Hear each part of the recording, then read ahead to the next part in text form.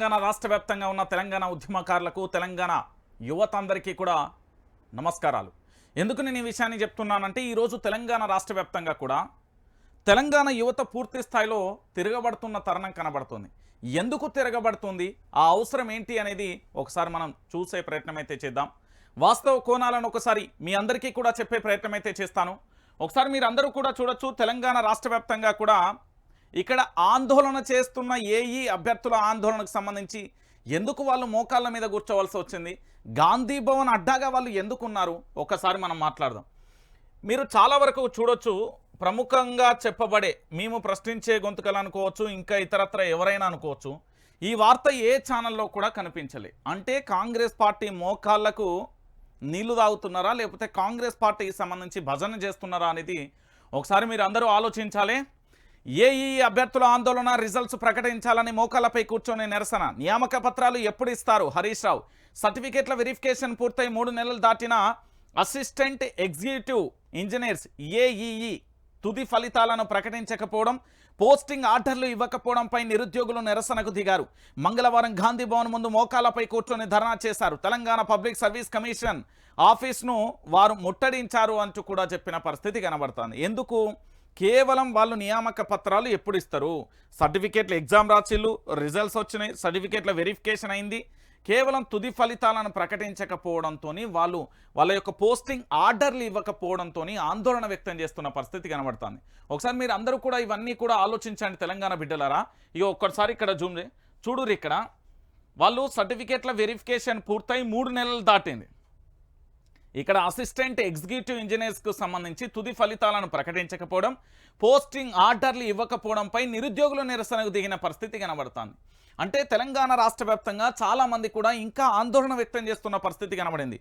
ఏమని చెప్తున్నారు? గత ప్రభుత్వంలో ఇచ్చిన ఉద్యోగాలను కలిపేసి మేము కొత్తగా ఏర్పడిన గవర్నమెంట్ దాదాపుగా 30 లక్షలకు సంబంధించి 30,000 ఉద్యోగాలు ఇచ్చామంటూ కూడా చెప్పిన పరిస్థితి కనబడ్డది.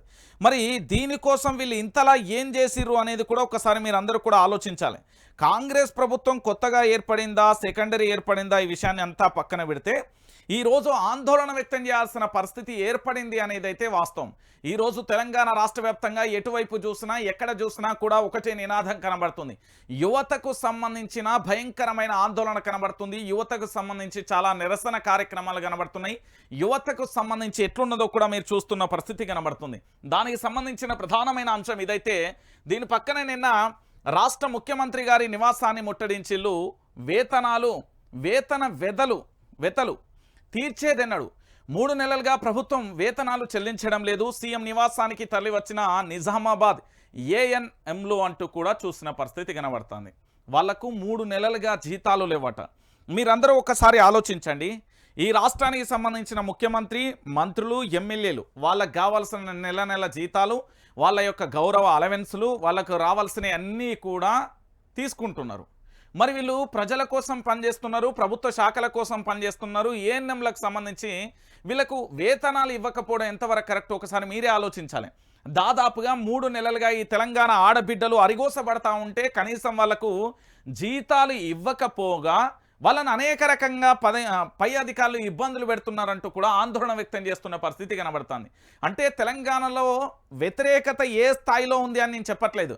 రాష్ట్ర ప్రభుత్వం సక్రమమైన మార్గంలో పోకపోవడం, రాష్ట్ర ప్రభుత్వం ప్రజలందరికీ, అంటే ఈ తెలంగాణ రాష్ట్ర వ్యాప్తంగా ఉన్న అన్ని శాఖలకు సంబంధించిన ఉద్యోగులు అందరికీ కూడా అవుట్సోర్సింగ్, ప్రైవేట్, ప్రభుత్వ ఉద్యోగులకు సంబంధించి అంటే కొన్ని కాంట్రాక్ట్ బేసిక్ మీద కూడా ఉంటాయి కదా, వాళ్ళందరికీ కూడా వేతనాలు ఇవ్వకపోవడం ఆశ్చర్యకరం.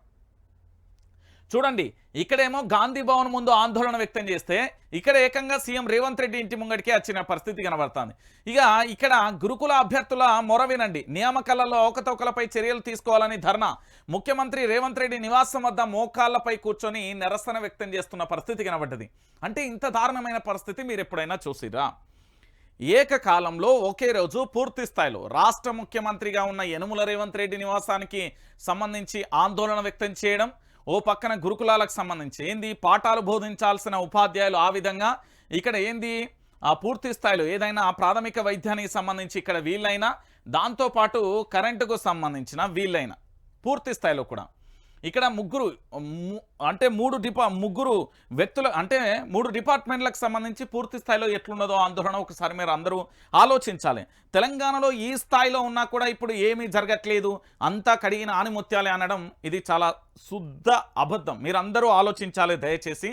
తెలంగాణ ప్రాంత బిడ్డలారా, ఈరోజు తెలంగాణ రాష్ట్ర వ్యాప్తంగా కూడా జీతాలు కూడా ఇవ్వలేని పరిస్థితి కనబడుతుంది అంటే ఒక మాట. దాంతోపాటు గతంలో అవకతవకలు జరిగినాయి, దాని గురించి ఒకసారి ఆందోళన వ్యక్తం చేస్తున్న వీళ్ళ విషయం చూడండి.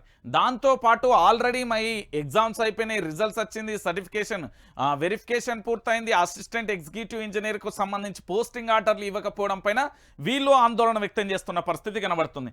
అంటే తెలంగాణలో ఏ స్థాయిలో ఆందోళన వ్యక్తం చేస్తున్నారు అని చెప్పడానికి ఇది ఒక ఉదాహరణ. ఎందుకు చెప్తున్నా అంటే రాష్ట్ర ప్రభుత్వం ఏం చేస్తుందంటే కేసీఆర్ గారి మీద వ్యక్తిగతంగా దెబ్బ కొట్టడం, కేసీఆర్ మీద ఏ విధంగా గత ప్రభుత్వం మీద బురద జల్లడం, గత ప్రభుత్వానికి సంబంధించిన ముఖ్యమంత్రి దాంతోపాటు అప్పటి మంత్రులు ఎమ్మెల్యేలను ఏ విధంగా బ్లాక్మెయిల్ చేయాలి, వాళ్ళందరినీ కూడా కాంగ్రెస్ పార్టీలోకి ఎట్లా రాబట్టుకోవాలనే చూస్తున్నది తప్ప ఈ తెలంగాణ ప్రాంత బిడ్డలకు, ఈ తెలంగాణ ప్రజలకు పూర్తి స్థాయిలో న్యాయం ఎట్లా చేద్దాం, వీళ్ళ భవిష్యత్తును భరోసా ఏ విధంగా ఇద్దాం, ఇక్కడ ఉన్నది రేవంత్ రెడ్డి, ఇక్కడ ఉన్నది కాంగ్రెస్ ప్రభుత్వాన్ని భరోసా ఇవ్వకపోవడానికి ప్రధానమైన కారణం ఏంటి అనేది ఒకసారి మీరు ఆలోచించాలి. నేను ఎందుకు ఈ విషయాన్ని చెప్తున్నానంటే రేవంత్ రెడ్డి 5 ఏళ్ళు కాదు 10 ఏళ్ళు కొనసాగాలంటే ఖచ్చితంగా కూడా ఇలాంటి వార్తలు ఎక్కడా కూడా ఏ పేపర్లో కనబడద్దు. అట్లానే వాళ్ళ మీద హుక్కుపాదం మోపడం కాదు. ఈ సమస్యలన్నింటికి ప్రశ్న వచ్చిందంటే దానికి సమాధానం దొరకాల్సిందే. ఎక్కడైనా సమస్య ఉత్పన్నమైందంటే దానికి పరిష్కారం ఖచ్చితంగా చేయాల్సిందే. అప్పుడే కదా ప్రభుత్వం ఏంది పూర్తి స్థాయిలో ప్రజలకు అందుబాటులోకి పరిపాలన వస్తుంది. ఏంది ఇక్కడ ఒకసారి చూడండి, ఏఎన్ఎంలు పనిచేసి 3 నెలల జీతాల కోసం అల్లాడిపోతున్నారు.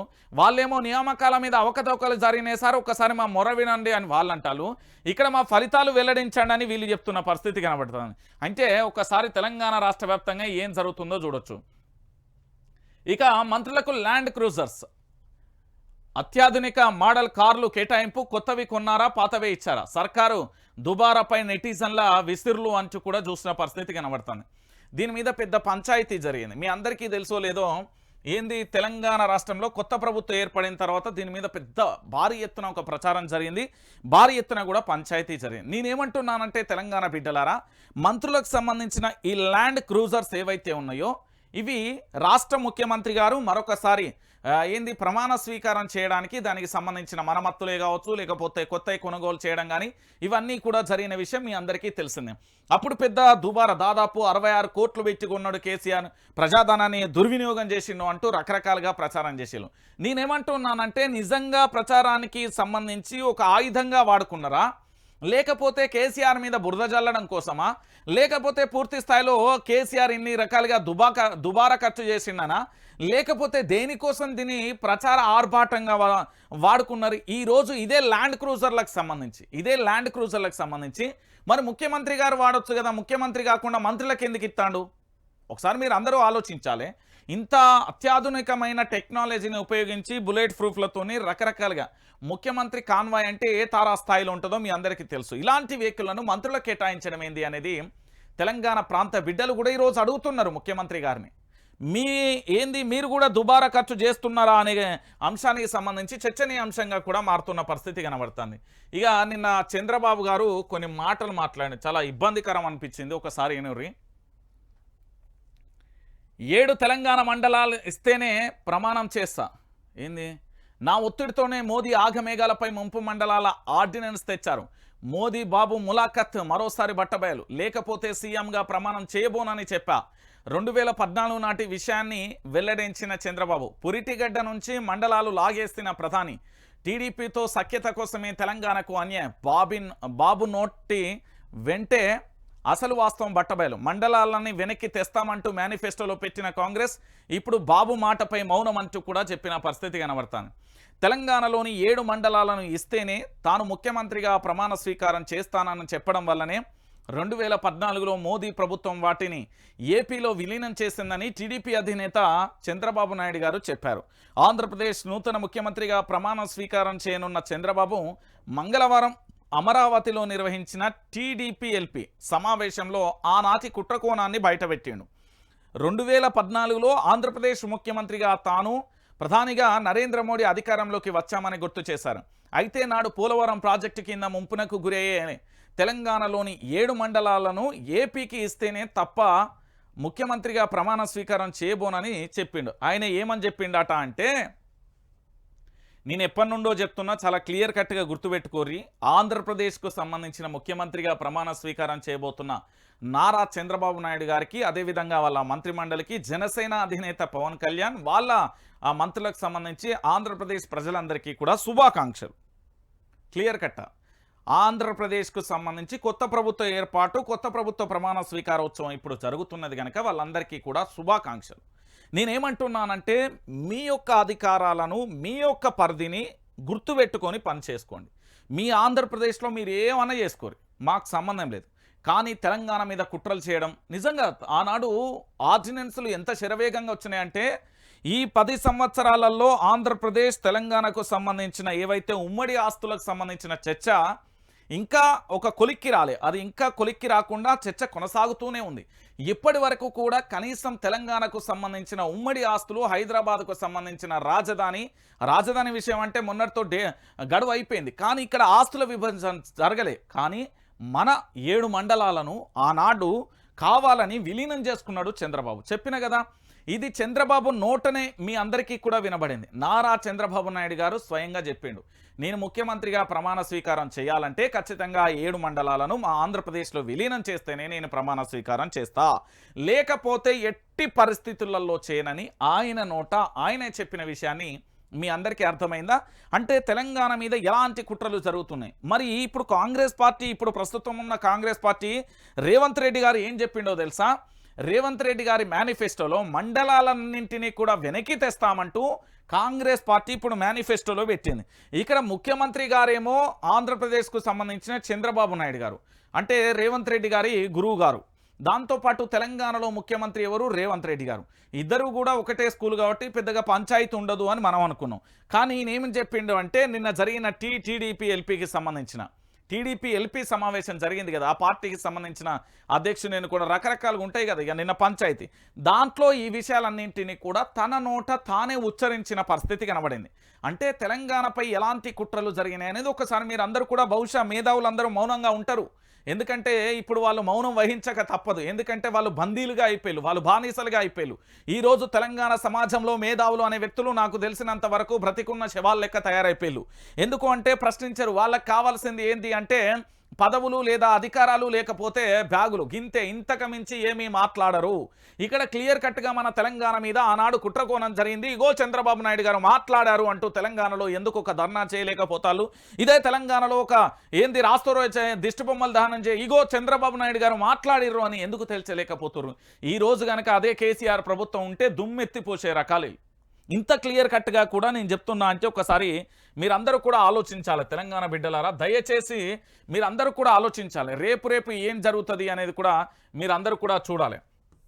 ఇంకోటి ఏంటంటే, ఇక ప్రభుత్వాలు మారుడేమో కానీ ప్రజల చేత ప్రజల కొరకు ఏర్పడిన ఈ ప్రభుత్వానికి సంబంధించి ఇతరత్ర కానీ మీరు చూస్తూ ఉన్నారు. ఇది ఈనాటి పంచాయతీ కాదు. కేసీఆర్ గారేమో ప్రజాభవన్కు సంబంధించి, అదే ప్రగతి భవన్ వాస్తు దోషం, సెక్రటరేట్కు సంబంధించి కట్టేటప్పుడు వాస్తు దోషాలు చూసారు. ఇక రేవంత్ రెడ్డి అలా అడుగు పెట్టంగానే నా అధికారం ఉంటుందో పోతుందో అన్న భయంతో ఆయన కూడా వాస్తు జ్యోతిష్యుని తీసుకొచ్చిండట. తీసుకొచ్చిన తర్వాత సెక్రటరేట్లో మార్పులు జరిగినాయి. వాస్తు మార్పులు ముమ్మరం. రాష్ట్ర సెక్రటరియట్లో వేగంగా పనులు, ఈశాన్యం గేటు నుంచి సీఎం రాకపోకలు, వెనక గేటుకు సమీపంలోని దుకాణాలను తొలగించాలని అధికారులకు ఆదేశాలు జారీ చేసిరట. వీళ్ళ వాస్తు పుణ్యమా అని, వీళ్ళ మూఢనమ్మకాల పుణ్యమా అని, వీళ్ళ పుణ్యమా అని ఆ గేటు వెనుక సమీపంలోని కొన్ని దుకాణాలు ఉంటాయి. పాపం వాళ్ళు బ్రతుకు తెరుగు పొట్టకూటి కోసం నడుపుకునే దుకాణాలన్నింటినీ కూడా మూత పెడుతున్న పరిస్థితి కనబడుతుంది. ఈ వాస్తు పిచ్చి ఏ తారాస్థాయికి చేరిందో తెలుసా? గతంలో ఇదే తొలి ముఖ్యమంత్రి గారు కేసీఆర్ గారు ఉన్నప్పుడేమో ఆయన మీద దుమ్మెత్తి పోసిరు. మరి ఇప్పుడు ఎవరు మాట్లాడరు. ఎందుకంటే ప్రజాధనం ఏంది ఆగం కాదు, దానికి సంబంధించి ఏది కాదు. ఎందుకు అంటే తెలంగాణ ప్రాంత బిడ్డలందరూ ఇప్పుడు మౌనంగా ఉంటున్నారు. దేనికోసం ఉంటున్నారో బహుశా నాకైతే అర్థం కావట్లేదు. కానీ వాస్తు దోషాలకు సంబంధించి మళ్ళొక్క పంచాయతీ అయితే మొదలైంది. ఇక ఇది ఇంతటితో నాగిందంటే ఇగో ఇంకొక పంచాయతీ ఇక్కడ చూడొచ్చు. ఇచ్చింది ఎవరు, రద్దు ఎందుకు? 5 మద్యం కంపెనీలకు ఇచ్చిన అనుమతులపై విచారణ జరిపించాలి. ఇందుకు బాధ్యులెవరో తేల్చాలి. మంత్రి రాతపూర్వక వివరణ ఇవ్వాలి. బీఆర్ఎస్ నేత క్రిషాంక్ డిమాండ్ అంటూ కూడా చెప్పిన పరిస్థితి కనబడుతుంది. ఇక్కడ తెలంగాణ రాష్ట్ర వ్యాప్తంగా ఏదైతే 5 మద్యం కంపెనీలు హంటర్, దాంతోపాటుగా ఏంది బిర్యానీ, బీరు బిర్యానీ, ఇంకోటి బూమ్ బూమ్, ఇంకేదో 4-5 రకాల కంపెనీలు వచ్చినాయి. మీ అందరికీ నేను ఎందుకు ఈ విషయాన్ని చెప్తున్నానంటే, ఈ మద్యం తాగి మహారాష్ట్రలో 24 మంది మృతి చెందిలు. ఇది నకిలీ మద్యం అంటూ కూడా అందరికీ తెలిసిన, కేవలం డబ్బుల కోసం కకృతిగా ఉండి తెలంగాణ రాష్ట్రంలో ప్రజల జీవితాలను ఆడుకోవడానికి సిద్ధపడ్డారు. కానీ రాష్ట్ర ప్రభుత్వం ప్రజల నుంచి వచ్చిన వ్యతిరేకతను చూసి భయపడి ఎక్కడికక్కడ ఆగిపోయింది. ఇది క్లోజ్ అయిపోయింది ముచ్చట. ఇచ్చిందెవరు, రద్దు చేసిందెవరు అనేది కూడా కావాలి. తెలంగాణ ప్రాంత బిడ్డలందరికీ కూడా తెలియాలి. ఇది మనందరం కూడా ఆలోచించండి దయచేసి. ఎవరు పర్మిషన్ ఇచ్చిళ్ళు, ఎందుకు రద్దు చేసిర్రని ఈ ప్రాంత బిడ్డగా మనం నిలదీయాలి, అడగాలి ఖచ్చితంగా కూడా. లేకపోతే ఈ పంచాయతీ ఇది ఇంతటితో తేలదు. దయచేసి మీరు ఆలోచించాలి. ఈ తెలంగాణలోకి ఏదైనా కంపెనీ వస్తుందంటే అనుమతులు ఉంటాయి. రాష్ట్ర ప్రభుత్వానికి సంబంధించిన ఫలానా శాఖ ఐటీ కంపెనీ వచ్చిందనుకో, ఇగో ఐటీ శాఖ, దానికి ఎవరైతే ఉన్నారో అప్పుడంటే జేఎస్ఎన్, ఇప్పుడు ఎవరు ఉన్నారో వాళ్ళు, ఇతరత్ర పేర్లు ఉంటాయి. దానికి సంబంధించిన ప్రొఫార్మా ఉంటుంది, దాన్ని ఫిలప్ చేస్తారు. మరి ఈ కంపెనీ ఇచ్చింది ఎవరు, రద్దు చేసింది ఎవరు, ఎందుకు చేసిళ్ళు, ఎందుకు ఇవ్వాలనుకున్నారు, దాని యొక్క మర్మం ఏంటిది అనేది తెలంగాణ ప్రాంత బిడ్డలకు కూడా చెప్పాల్సిన బాధ్యత ఉంటుంది కదా, ఖచ్చితంగా ఉంటుంది. 100కు 1000% ఉంటుంది. ఎందుకు ఉండదు? ఒకసారి మీరు అందరూ కూడా ఆలోచించాల్సిన విషయం ఇది. ఇక బూడిదను వదలని మంత్రి పొన్నం. రాష్ట్రంలో ఆర్పీ ట్యాక్స్ దందా, ఫ్లాష్ రవాణాలో భారీ కుంభకోణం, అనుమతుల కంటే రెట్టింతలు రవాణా, రోజుకు 300 లారీల ఫ్లాష్ రవాణా, ఒక్కో దానిపై 30,000 అక్రమ సంపాదన, ఎన్టీపీసీ తీరుపై ఢిల్లీలో ఫిర్యాదు చేస్తాం, బీఆర్ఎస్ ఎమ్మెల్యే పాడి కౌశిక్ రెడ్డి అంటూ కూడా చెప్పిన పరిస్థితి. తెలంగాణ రాష్ట్ర వ్యాప్తంగానేమో గతంలో ముఖ్యమంత్రి గారు కేసీఆర్ గారు ఉన్నప్పుడు ఆ ప్రభుత్వంలో ఎవరైనా ఎమ్మెల్యే ఏదైనా చేస్తే గాంధీ భవన్ ముంగట పిచ్చిలేసిన కుక్కలు లెక్క అరిచేలు. కానీ ఆ రోజు అరిచిన మొఖాలే ఈరోజు దందా చేస్తూ ఉంటే మాత్రం మరి ముఖ్యమంత్రి గారు ఎందుకు మౌనంగా ఉంటున్నారు అనేది దీనికి ఆదేశాలు జారీ చేయాలి, దాని మీద విచారణ చేయాలి. మంత్రి మీద ఆరోపణ వచ్చినందుకు దానికి సంజాషి ఏంది, నీ కథ ఏం జరుగుతున్నది అనే వివరణ కోరాలి. మరి రేవంత్ రెడ్డి గారు మౌనం వెనక ఏంటి అనేది కూడా క్వశ్చన్ మార్కుగా మారిపోయింది. అంటే నువ్వెంత అంటారా, లేకపోతే నువ్వు మొన్న పార్టీలోకి వచ్చిన నీ మాట నేనేందంటారా, లేకపోతే నేను కూడా కాంగ్రెస్ పార్టీలో సీనియర్ అనే పంచాయితీ ఏంది అనేది కూడా మీరు ఆలోచించాలి. ఎందుకంటే కనీసం బూడిదని కూడా వదలలేని పరిస్థితిలో ఉన్నాడంటే ఈ తెలంగాణలో ఏం జరుగుతుంది? తెలంగాణ బిడ్డలారా ఒకసారి మీరు అందరూ కూడా ఆలోచించాలి. రాష్ట్ర వ్యాప్తంగా కూడా ఇంత కుంభకోణం జరుగుతూ ఉంటే రాష్ట్ర ముఖ్యమంత్రి ఎందుకు ఆదేశాలు జారీ చేస్తలేరు, దాని మీద ఎందుకు వివరణ అడుగుతలేరు, వాస్తవాలు ఎందుకు తెలంగాణ ప్రాంత బిడ్డలకు చెప్తలేరు అనేది ఒకసారి మీరు అందరూ కూడా ఆలోచించాల్సిన విషయం. ఇది లేకపోతే తెలంగాణ ఆగమైపోతుంది. నేను మళ్ళీ చెప్తా ఉన్నా కదా, దాని తర్వాత ఏం జరుగుతుంది అనేది కూడా చెప్తా. ఇక ఇక్కడ ఎవరు అనుకుంటారు వీళ్ళందరూ? యూత్ కనబడుతుంది, అమ్మలెక్కలు, వృద్ధులు అందరు కనబడతారు కదా. దేనికోసం తెలుసా? వీళ్ళంతా లోన్ కోసం. ఒకసారి దానికి సంబంధించి చూడురి తెలంగాణ ప్రాంత బిడ్డలారా, నేను చదువుతాను. నేను ఇక్కడ నుంచి లోన్ కోసం లైన్. వానాకాలం సీజన్ ప్రారంభమైన పెట్టుబడి సాయం అందకపోవడంతో రైతులు అష్టకష్టాలు పడుతున్నారు. మంచిర్యాల జిల్లా నెన్నెల గ్రామీణ బ్యాంకు వద్ద రుణాల కోసం రైతులు మంగళవారం బారులు తీరారు. పెట్టుబడి సాయం వాయిదా పద్ధతిలో తొలుత 5,000, తర్వాత 2,500 ఇచ్చే యోచనలో సర్కారు. రైతు భరోసా విధి విధానాలు ఖరారు మరింత ఆలస్యం. అసెంబ్లీలో చర్చించాకే నిర్ణయిస్తామన్న సీఎం రేవంత్. రైతులకు పెట్టుబడి సాయంను ఆలస్యమయ్యే ఛాన్స్. దీంతో పాత పద్ధతిలోనే పంపిణీకి ప్రభుత్వ యోచన.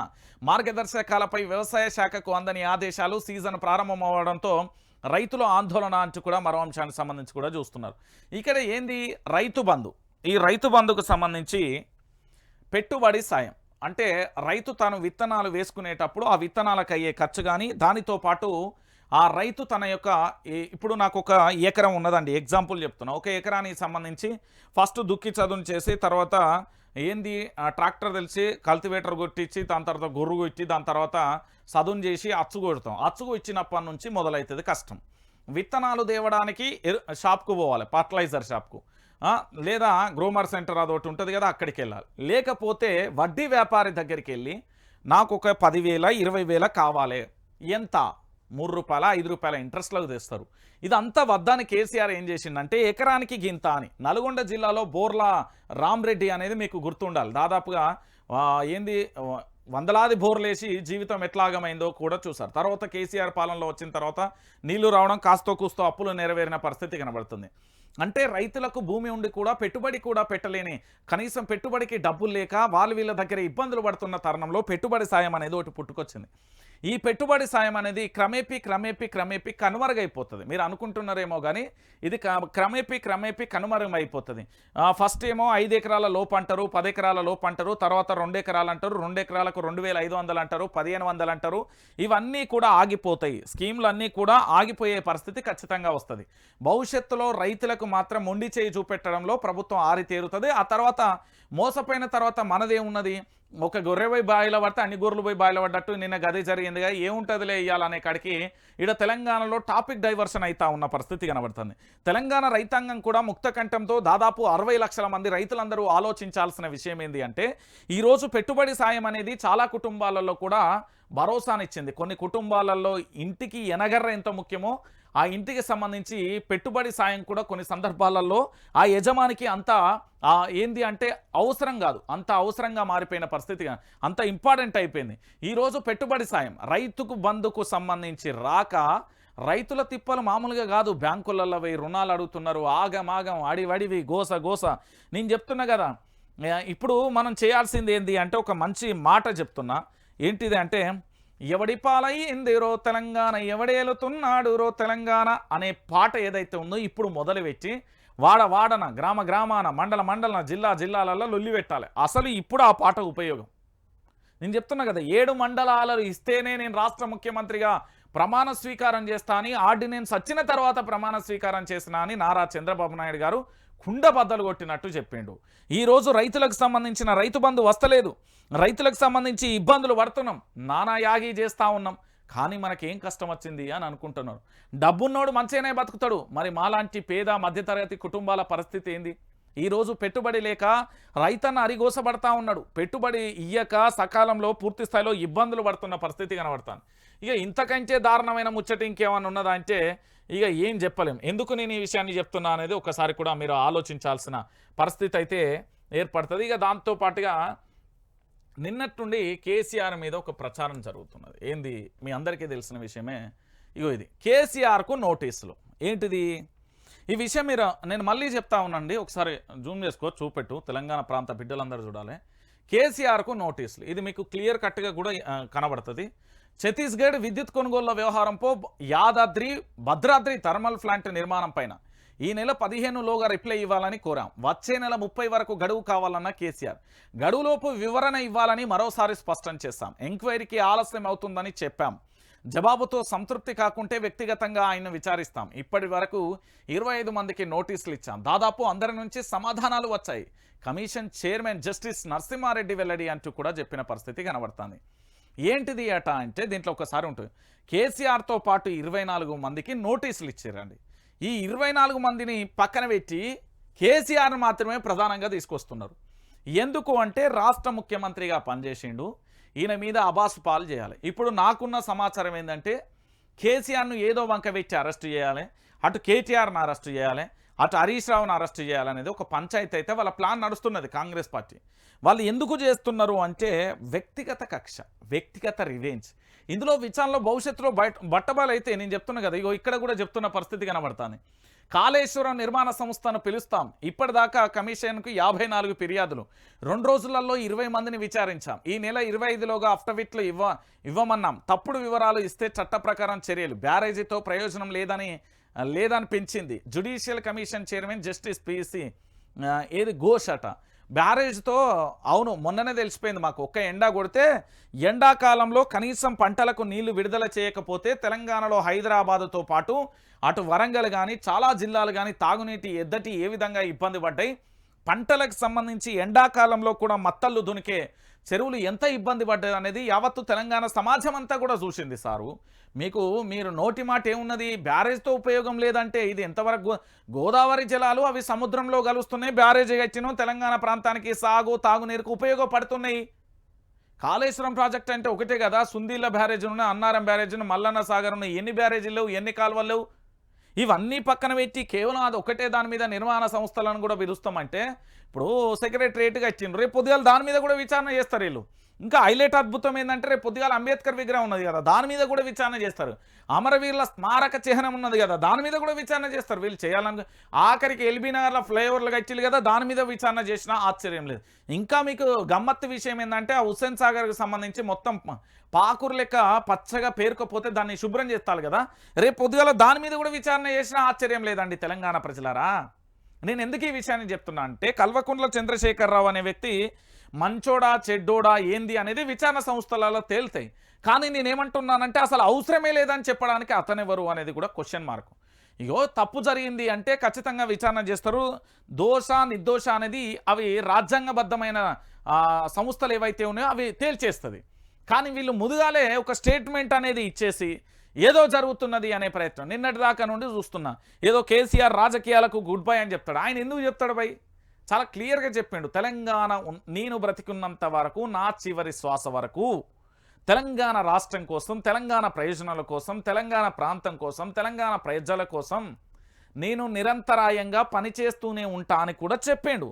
ఒక దుబారమైన ఏంది ప్రచారం చేస్తారు. దీన్ని గ్లోబల్ ప్రచారం ఏంది అంటే అది ఒక నేత్రానందం అంటారు కదా, ఒక రకమైన మానసిక ఆనందం అన్నట్టు. ఎందుకంటే ఒక వ్యక్తిని ఏ విధంగా క్రిటిసైజ్ చేస్తూ ఉన్నాం, ఒక వ్యక్తిని ఏ విధంగా అవహేళన చేస్తూ ఉన్నాం, ఒక వ్యక్తి మీద ఏ విధంగా ఆరోపణలు చేస్తున్నాం అనేది మీ అందరికీ తెలిసిన విషయమే. నేను అందుకే చెప్తా ఉన్నా. నేనేమంటున్నానంటే నోటీసులు ఇవ్వని కేసీఆర్కి ఒక్కరికే ఇవ్వలే, 24 మందికి ఇచ్చిళ్ళు. కేసీఆర్తో పాటు 24 మందికి ఇచ్చిళ్ళు, 25 మందికి ఇచ్చిళ్ళు. ఇప్పటి వరకు 25 మందికి నోటీసులు ఇచ్చిళ్ళు. సో 25వ వ్యక్తి కేసీఆర్ రాష్ట్ర ముఖ్యమంత్రి గారు. దాని మీద విచారణ జరుగుతుంది. వాస్తవాలు ఏంది అనేది తెలంగాణ ప్రాంత బిడ్డలకు కూడా తెలుస్తుంది త్వరలో. అంత తొందరపడాల్సిన అవసరం లేదు, అంత ఆవేశపడాల్సిన అవసరం కూడా లేదు. నేను అందరికీ చెప్తున్నా కదా, 36 ఏళ్లుగా సెక్రటరియట్లోనే విధులు నిర్వహిస్తున్న ఓ ఫార్మసిస్ట్ షాక్కు గురైన ప్రభుత్వ పెద్దలు. వైద్య ఆరోగ్య శాఖలో లాంగ్ స్టాండింగ్ సిబ్బంది 5 ఏళ్లు పైబడి పనిచేస్తున్న 77 మంది ఆఫీసర్లు. తేలిన లెక్క 10 రోజులలో షిఫ్టింగ్. డిహెచ్ఎంఓ మొదలు ప్రోగ్రామ్ ఆఫీసర్ వరకు. నిజంగా కూడా ఇది ఘోరం. అసలు నిజంగా చెప్తున్నా, వైద్య ఆరోగ్య శాఖ లాంగ్ స్టాండింగ్ అధికారుల లెక్క తేలింది. ఒకే చోట ఎక్కువ కాలం పనిచేస్తున్న వారిని సర్కార్ గుర్తించింది. ఈ క్రమంలో ఫార్మసిస్ట్ సెక్రటరియట్లో 36 ఏళ్లుగా విధులు నిర్వహిస్తున్నట్లుగా తేలడంతో ప్రభుత్వ పెద్దలే ఒక్కసారిగా షాక్ అయ్యారు. పైగా సూపర్వైజర్ పోస్టును క్రియేట్ చేసుకొని మరీ సచివాలయంలోనే తిష్టవేసినట్లుగా కూడా సమాచారం. రాష్ట్రంలో ఇలా ఎక్కువ కాలం ఒకే చోట పనిచేసిన వారందరికీ 10 రోజులలో షిఫ్టింగ్ చేయనున్నట్లుగా తెలుస్తుంది. ఇందులో డిఎంహెచ్ఓ మొదలు ప్రోగ్రామ్ ఆఫీసర్ వరకు మార్పులు జరగనున్నాయంటూ కూడా చెప్పిన పరిస్థితి. ఏంది ఒక విషయం ఏంటంటే తెలంగాణ ప్రాంత బిడ్డలందరూ కూడా ఆలోచించాలి. ఒకే చోట పనిచేయడం వల్ల దానివల్ల వాడు అవినీతి చేయడానికి పాల్పడతాడు. అక్కడ ఉండే వాళ్ళ అందరితోనే సత్సంబంధాలుండి అనేక రకాలుగా కూడా ఏదైనా చేయడానికి సిద్ధపడతాడు. దాదాపుగా వైద్య ఆరోగ్య శాఖలో స్టాండింగ్కి సంబంధించి 36 ఏళ్ళుగా ఒక్కకానే పనిచేస్తుందంటే ఇక ఆయనకి ఎంత ఘోరమైన పలుకుబడి ఉన్నదో ఒక్కసారి మీరే ఆలోచించాల్సిన విషయం. ఇక దానితో పాటుగా మరొక అంశం కూడా చూడొచ్చు. భూ సమస్యల పరిష్కారానికి ఒకే చట్టం. ప్రస్తుతం 100కు పైగా చట్టాలు, ఇక అవన్నీ ఒకే గొడుగు కిందికి. క్షేత్రస్థాయిలో సమగ్ర సర్వేతో హద్దుల ఏర్పాటు, పక్కా విస్తరణతో రైతులకు పాస్బుక్లు, కామన్ రెవెన్యూ కోడ్ తీసుకురావాలని ధరణి కమిటీ అభిప్రాయం. త్వరలోనే ప్రభుత్వానికి ప్రతిపాదన. నిజంగా చెప్పాలంటే ఈ భూ సమస్యలు ఆగమాగం ఉన్నాయి. నిజంగా చెప్తున్నా, ఘోరంగా ఏంది పానినాకాలు కానీ దాంతోపాటు రకరకాలుగా కూడా ఒక కాడ పట్టాలుండి కానీ కాస్తులో వేరే అతను కొన్ని సంవత్సరాలుగా పనిచేసుకోండి. కొంతమందికి కూడా తెలియకపోవడం కూడా జరుగుతున్న. భూ సమస్యలు ఎంత త్వరగా చేస్తే అంత మంచిది. చాలా ఉన్నాయి అది. ఇక సింగరేణిలో వారసత్వ ఉద్యోగాలకు ఏజ్ లిమిట్ 35 నుంచి 40 ఏళ్లకు పెంచిన యాజమాన్యం.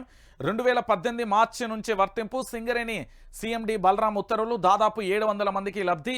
ఇచ్చిన హామీని నిలబెట్టుకున్న సీఎం రేవంత్ రెడ్డి అంటూ కూడా చెప్పిన పరిస్థితి కనబడుతుంది. ఓకే, మంచిది. కానీ అవి కాంగ్రెస్ వాళ్ళకి వస్తే బాధ.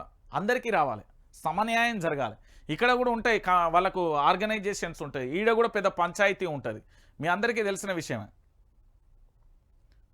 ఇక దాంతో పాటుగా లేని గొర్రెలకు 18 కోట్లు. ఆటోల నెంబర్లు వేసి లారీలలో తెచ్చినట్లుగా దొంగ బిల్లులు. రవాణా చేసింది లేదు, గొర్రెలు తెచ్చింది లేదు. నల్గొండ జిల్లాలో అధికారులు ఏపీ దళారులు కలిసి దందా. అధికారుల ఆడిట్లో బయటపడ్డ భాగోతం. నల్గొండ జిల్లాలో గొర్రెల పంపిణీ స్కీమ్లో భారీగా అక్రమాలు బయటపడుతున్నాయి. కొందరు అధికారులు దళారులు కలిసి లేని గొర్రెల పేరిట 18 కోట్లను స్వాహా చేసినట్లుగా తేలింది. ఆడిట్ అధికారులు వారం రోజుల క్రిందట జిల్లాలో పశు సంవర్ధక శాఖలోని పాత ఫైళ్లను తనిఖీలు చేయగా ఈ వ్యవహారం వెలుగులో చూసింది. పశు సంవర్ధక శాఖ ఎండీనే దీని వెనుక అసలు సూత్రధాని అని ఆ జిల్లా అధికారులు చెప్తున్నారు. ఇక చూసిర్రా గొర్రెల పంచాయతీ ఎట్లున్నదంటే గిట్లున్న పరిస్థితి కనబడుతుంది. చెప్పినా కదా భారీ అవినీతిలో వాటన్నింటి ఇసొంటి అన్ని బయట తీయాలి. నేను సపోర్ట్ చేస్తా. ఎక్కడెక్కడైతే అవినీతి జరిగిందో ఎవడెవడైతే సన్నాసులు దొబ్బి తిన్నారో ప్రజల సొమ్మును ఎవడెవడైతే తిన్నాడో వాళ్ళందరినీ బయట తీసి వాళ్ళందరికీ కూడా జైల్లో వేయాల్సిన అవసరం ఆవశ్యకత ఎంతైనా ఉంది. ఇక చూడు 18 కోట్లు అంటే నాటి జోక్ అది. 18 కోట్ల రూపాయల అవినీతి జరిగిందంటే ఎంత సిగ్గుమాలిన పని అండి అది.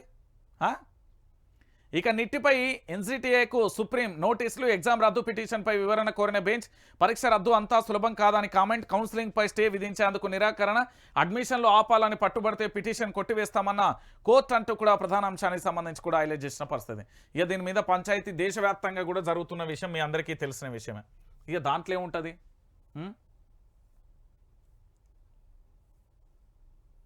ఇక బడికి వేలాయారా. నేటి నుంచి తెరుచుకోనున్న పాఠశాలలు ఉచిత పుస్తకాలు యూనిఫామ్లు సిద్ధం. 600 కోట్లతో స్కూళ్లలో మరమ్మతులు. అమ్మ ఆదర్శ కమిటీలతో పనులు పూర్తి. ఇప్పటికే ప్రారంభమైన బడిబాట కార్యక్రమం 2024-25 అకాడమిక్ క్యాలెండర్ విడుదల. ఇక డిఎస్సి ద్వారా సుమారు 3 నెలల్లో కొత్త టీచర్లు అంటూ కూడా ప్రధానమైన అంశానికి సంబంధించి కూడా హైలైట్ చేసింది.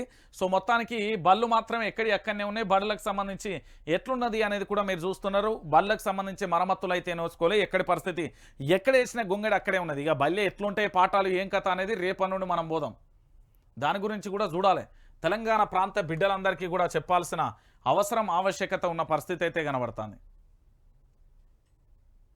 ఇక ఏపీ మంత్రులకు సంబంధించి ప్రమాణ స్వీకారం అయితే కొనసాగుతుంది. దానికి సంబంధించి అయితే చూడొచ్చు. సో మొత్తం 17 మంది కొత్తవారే కనబడుతున్న పరిస్థితి అయితే కనబడుతుంది. సో తెలంగాణ రాష్ట్ర వ్యాప్తంగా కూడా ప్రతి అంశానికి సంబంధించి కూడా మనం చూస్తున్నాం. నేనేమంటున్నానంటే ప్రతి ఒక్కరికి కూడా ఒక చిన్న విజ్ఞప్తి చేస్తా ఉన్నా. తెలంగాణ ప్రాంత బిడ్డలందరికీ కూడా నేను చెప్పేది ఒకటే. ఈరోజు తెలంగాణ రాష్ట్ర వ్యాప్తంగా కూడా జరుగుతున్న ఈ అంశానికి సంబంధించి ఏదైనా కావచ్చు, తెలంగాణ రాష్ట్ర రాజకీయాలలో జరుగుతున్న ప్రతి విషయాన్ని కూడా ప్రతి ఒక్కరూ కూడా గుర్తుపెట్టుకోవాలి. ఏంటి అంటే ఇక్కడ ప్రతి ఒక్కరూ కూడా ఇక్కడ మీ అందరికీ కూడా గుర్తున్నది కదా, వైఆర్టీవీకి సంబంధించి సబ్స్క్రైబ్ చేసుకోండి. ఇక్కడ ఖచ్చితంగా కూడా లైక్ చేయండి. ఎందుకు లైక్ చేయాలంటే రేపు పొద్దుగాల భవిష్యత్తులో పూర్తి స్థాయిలో మన ఛానల్కు సంబంధించిన సపోర్ట్ అనేది చాలా అవసరం. కాబట్టి తెలంగాణ ప్రాంత బిడ్డలందరూ కూడా గుర్తుపెట్టుకోవాలి.